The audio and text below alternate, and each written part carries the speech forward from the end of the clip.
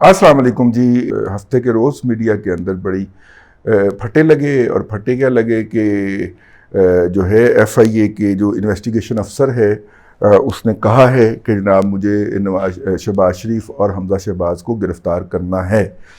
اچھا، یہ بالکل ہی ایسی ہی بونگی حرکت ہے اور ایسی ہی بونگی ڈیمانڈ ہے، لیکن میڈیا نے، اور میڈیا کے اندر آپ کو پتہ ہے کہ کون لوگ چھائے ہوئے ہیں، انہوں نے، اور وہ سوشل میڈیا کے اوپر اپنا باعث چھپاتے بھی نہیں ہیں، ٹھیک ہے، اور انہوں نے جناب ہیڈ لائنیں چلوا دیں، اور ہیڈ لائنیں یہ چلوا دیں. حالانکہ ایک کیس جس کا چلان سبمٹ ہو چکا ہو عدالت کے اندر، اور چلان سبمٹ کب ہوتا ہے؟ جب انویسٹیگیشن افسر کہتا ہے جی میں نے پوری مکمل کر لی ہے تفتیش، ٹھیک ہے، اور جب اس کا چلان جمع ہو چکا ہے اور وہ کہہ چکا ہے. اچھا، ایک بات تو یہ ہے. دوسری بات یہ ہے کہ اور چلان سبمٹ ہو چکا ہو تو اس کے بعد دوبارہ گرفتاری نہیں ہوتی، اس کیس کے اندر ڈالی جا سکتی. نمبر 1، کسٹڈی مانگی جا سکتی کہ مجھے ملزم کی کسٹڈی دے دی جائے، میں نے انویسٹیگیشن کی ہے، کیونکہ ماما تو پہلے انویسٹیگیشن کر بیٹھا، وہ 6 ماہ تمہاری کسٹڈی میں رہ گیا ہے ملزم. میں ملزم شہباز شریف کی بات کر رہا ہوں، یہ نہیں ہوتا. لیکن چونکہ نگران جج آ گئے جی تو کچھ بھی ہو سکتا ہے جی. وہ 6 ارکان جو ہیں وہ کچھ بھی کر سکتے ہیں، آئین کو ری رائٹ کر سکتے ہیں. یہ ان کو ڈیوائن رائٹ مل گیا ہے. آہو، تو جس طرح کے پاناما کیس کے اندر ہوا تھا، ٹھیک ہے، پوری سپریم کورٹ نے بیٹھ کے آئین کو ری رائٹ کیا تھا.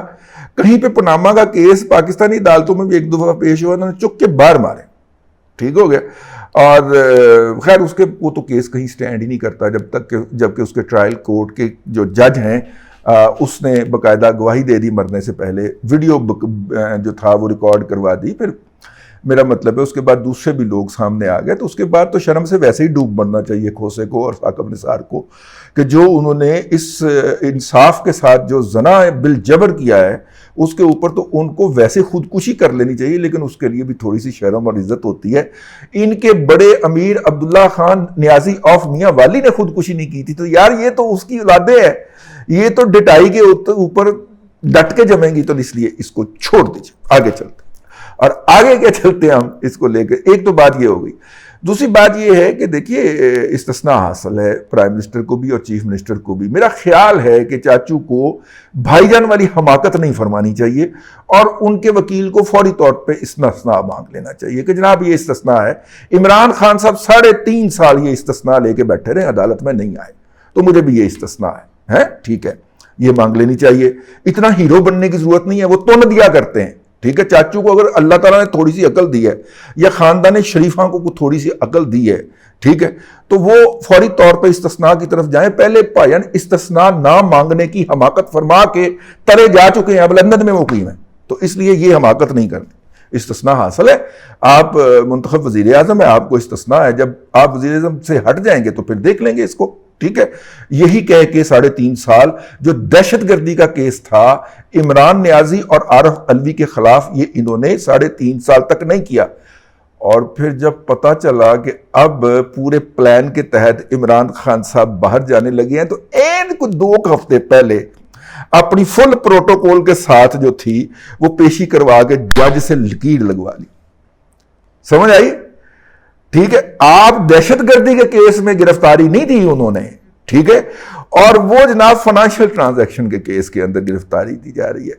16 ارب سے شروع ہوئی تھی گنتی، اب 40 ارب پہ پہنچ گئی ہے. کل ایک یوتھی نے کہا میرا بلڈ پریشر ہائی ہو گیا، ٹھیک ہے، اور میرا مطلب ہے 16 ارب روپے سے یہ گنتی شروع کی تھی، لیکن جو چلان سبمٹ ہوا ہے نا وہ 25 لاکھ روپے کا ہوا ہے. جی کمال ہو گیا. ویسے 25 لاکھ روپے کا الزام جو ہے وہ منی لانڈرنگ کا یا مس اپروپریشن کا یا مس ڈیکلریشن کا. منی لانڈرنگ کا ویسے اس میں کوئی لفظ استعمال نہیں ہوا، لیکن باپ پہ بھی جو الزام ہے چلان کے اندر وہ 25 لاکھ کا، بیٹے پہ بھی 25 لاکھ کا.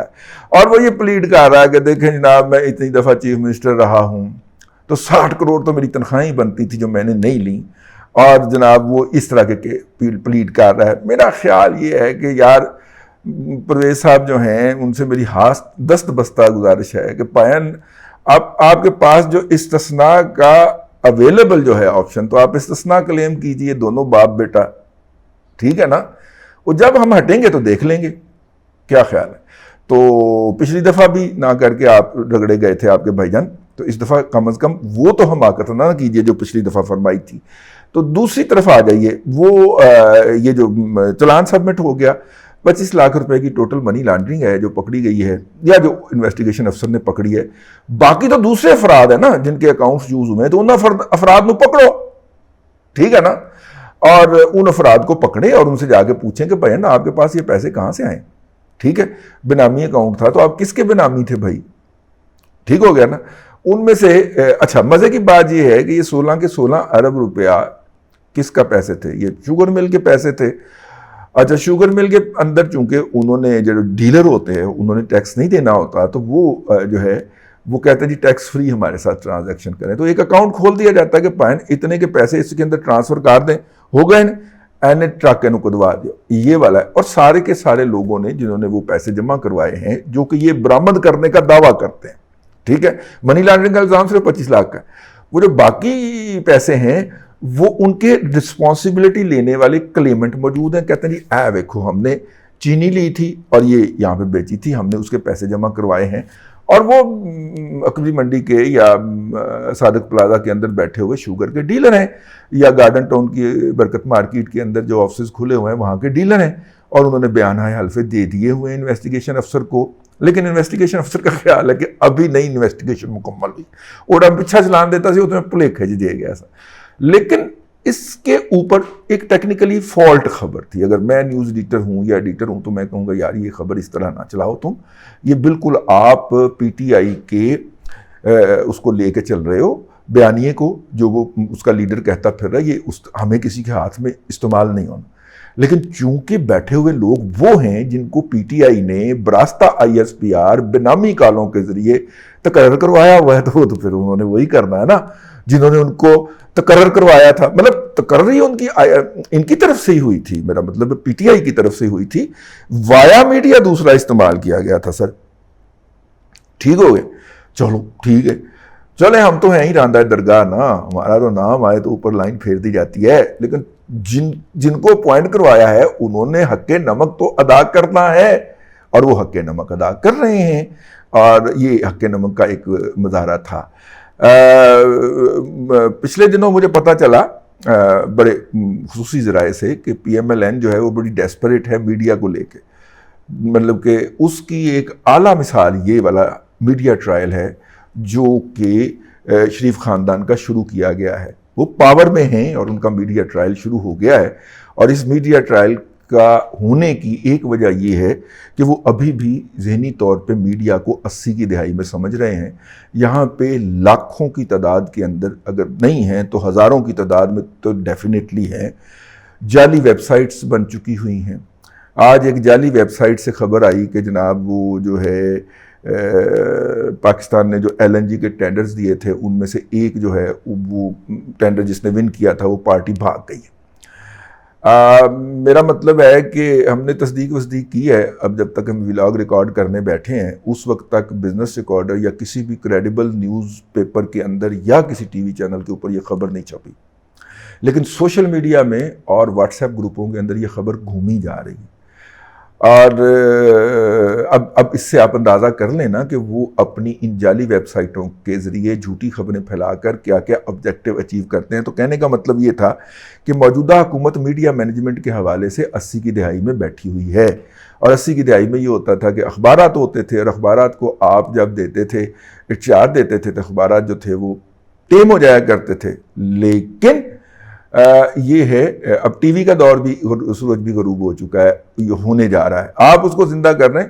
اب ہے سوشل میڈیا کا دور، پی ٹی آئی اس کو زندہ پی ایم ایل این اس کو زندہ کرنے کی کوشش کر رہی ہے۔ نہ کیجیے، مت کیجیے، ان کو مر جانے دیجیے اپنی موت، کیونکہ آپ نیچرل پروسیس کے خلاف چل رہے ہوں گے، اور یہ آپ اپنے اور قوم کے اپنی انرجیز اور قوم کے پیسے ضائع کر رہے ہوں گے۔ آپ جو ہے وہ سوشل میڈیا کے اوپر جو ہے وہ ابھی تک چونکہ کے پی کے اندر سے خزانے کی سپلائیز ان جعلی ویب سائٹوں کو اور جعلی اکاؤنٹوں کو جاری ہے تو پھر جھوٹ کا کاروبار بھی اسی طرح ہی جاری ہے۔ مہاتما نکلتا ہے دن کے اندر 1,00,001 حماقت فرماتا ہے، لیکن اس کی کسی حماقت کے اوپر میڈیا کے اندر گفتگو نہیں ہونے دی جاتی، کیونکہ اس کی جگہ پہ جھوٹ کو ریپلیس کر دیا جاتا ہے۔ اور مہاتما کو اگر اندر سے نکلنے کا موقع نہ بھی ملے تو وہ سوشل میڈیا کے اوپر اپنی ایک ویڈیو ریکارڈ کر کے ڈال دیتا ہے، پھر اس کے جو پیڈ ہیں اور وہ لے کے دوڑ پڑتے ہیں اس کو اور پورے سوشل میڈیا کے اوپر ڈسکس کرتے ہیں، اور رات کو وہ پیڈ جو لوگ ہیں جعلی ڈگریاں فروخت کرنے سے لے کے جعلی گھی فروخت کرنے تک اور جعلی بکری فروخت کرنے تک سارے کے سارے جو ہیں اس کو اتنا زیادہ جو ہے وہ چرن کرتے ہیں، اتنا زیادہ رڑکتے ہیں، جس کو پنجابی میں کہتے ہیں، کہ رات تک لوگوں کو یقین آ جاتا ہے کہ یہ جھوٹ ہی اصل میں سچ ہے۔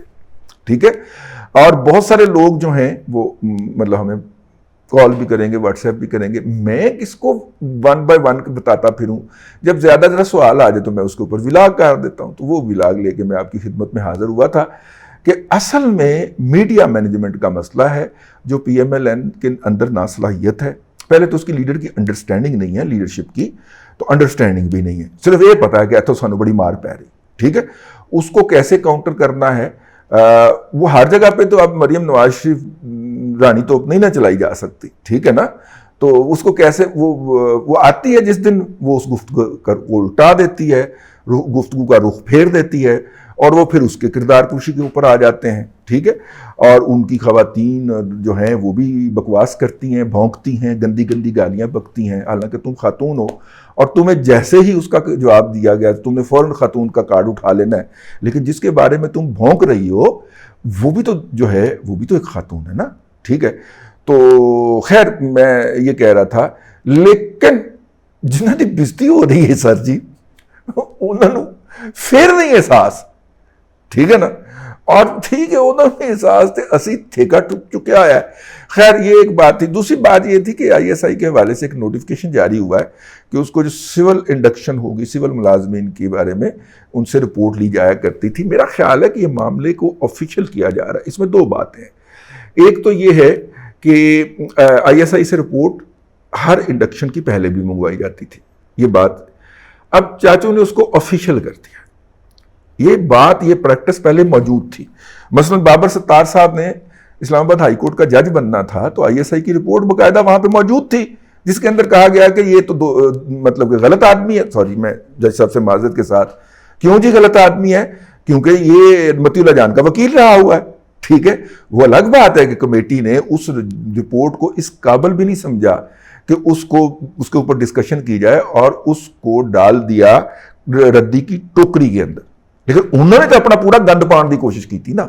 تو مجھے وہ ہماری ادھی ہیں وہ جو ہیں آج کل بیرون ملک مقیم ہوتی ہیں، تو ان کے میاں جو تھے وہ پولیس میں آفیسر تھے، پولیس میں اے ایس پی آفیسر تھے، تو آئی ایس آئی نے ان کی رپورٹ جو تھی وہ آئی جی پنجاب کو بھیجی، شمع جنیجو صاحبہ جو ہیں، شمع جنیجو کی رپورٹ بھیجی اس کے میاں کی کہ یہ روزانہ ایک لڑکی جو ہے خوبصورت اداکارہ لڑکی جو ہے، یہ اس وقت نا مطلب کہ شمع جنیجو کسی ایک دو ڈراموں میں بھی آئی تھی اور پی ٹی وی ہوتا تھا اور ایک ڈرامے میں بھی آپ اپیئر ہوتے تھے تو لوگوں کو آپ کے چہرے کا پتہ چل جاتا تھا، تو انہوں نے رپورٹ بھیجی کہ اے ایس پی صاحب جو ہیں وہ روزانہ شام کو ایک خاتون کے ساتھ جو ہیں وہ ملتے ہیں اور آپس میں باتیں کرتے ہیں۔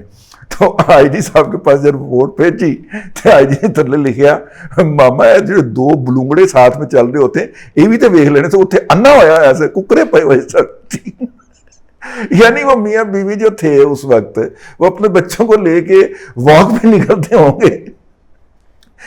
اس طرح کی رپورٹاں نے ماشاءاللہ بہت ذہین لوگ، بہت ذہین فتین اور کیپیبل لوگ ہیں، اور وہ انہوں نے سنایا ہوا تھا وہ واقعہ کل سوشل میڈیا کے اوپر، تو مجھے بڑی ہنسی آئی اس کے اوپر کہ یار اب آپ دیکھیے اگر اس زمانے کے اندر ہوتا تھا کیا نام ہے اس کا اے آر وائی ہوتا تو میرا مطلب ہے کہ شمع باجی جو ہے وہ تو پٹ رہی ہوتی نا کہ ساڑھے نال ہو کی گئی۔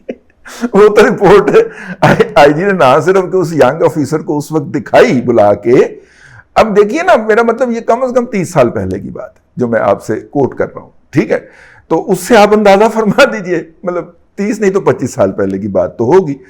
اب وہ سندھ کا افسر ہے، لاہور میں اپوائنٹڈ ہے اور لاہور میں وہ عیاشی کر رہا ہے۔ کتنی اچھی سٹوری بنتی، مزے کی سٹوری بنتی ہے کہ نہیں. تو یہ اس طرح کا ہے جی انویسٹیگیشن. تو یہ بڑی دیر سے، شروع سے قیام پاکستان سے ہی مختلف طریقوں سے، مختلف ناموں سے جاری ہے. ٹھیک ہے، اور یہ اس نے عوام کی زندگی عذاب کر رکھی ہے. ایک تو بات یہ ہو گئی. تو لہٰذا وہ جو اب چاچو نے کیا کیا، آفیشلی کر دیا. چاچو نے سیکھا ہے پی ٹی آئی سے. پی ٹی آئی کو لیٹر لکھتا تھا سیکرٹری دفاع کہ جی ایچ کیو چاہتا ہے کہ 10% بجٹ میں اضافہ کر دیا جائے. وہ چپ کر کے لیٹر میڈیا کو جاری کر دیتے. سوشل میڈیا پہ آتا تھا، اور social media P T I کا تھا، ڈومینیٹ کرتا تھا. سرکار کا فل خزانہ جھونکا ہوا تھا پی ٹی آئی نے. تو اس کے بعد کتیا شروع ہو جاتی تھی. بھائی پی ٹی آئی نے تو کیا کمال مہارت سے آرمی چیف کی ایکسٹینشن کے موقع پہ جس طرح آرمی چیف کو لکیریں نکلوائی اور عدالت کے چکر لگوائے اور پرائم منسٹر ہاؤس کے چکر لگوائے. چاچو نے اس سے سیکھا ہے.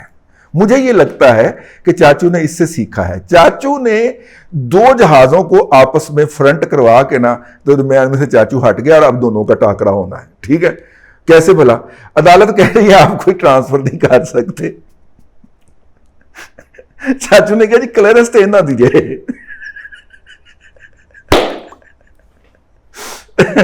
ٹھیک ہے، تو